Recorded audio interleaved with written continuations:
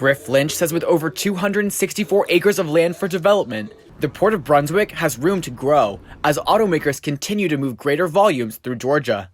He says the GPA is investing more than $262 million to improve the port, with the hopes of making the region more attractive to other large companies looking for a place to do business.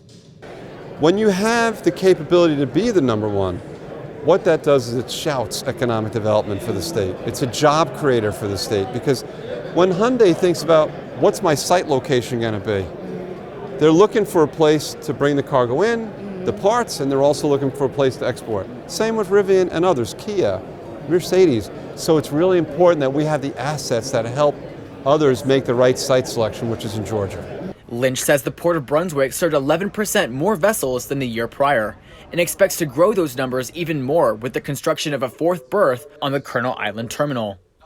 Congressman Buddy Carter says these projects would require some infrastructure work, which is why he worked to secure federal funding for both the maintenance and expansion of the Brunswick Harbor. We got funding for the construction of the Brunswick Harbor. We're going to make it deeper and wider, over $11 million for that. We got funding for the maintenance and operation, over $4 million for that here in Brunswick, and over $30 million in funding for the Savannah Harbor maintenance and operations. And all that's very important. The Ports Authority also announced a new rail yard that would begin construction next year.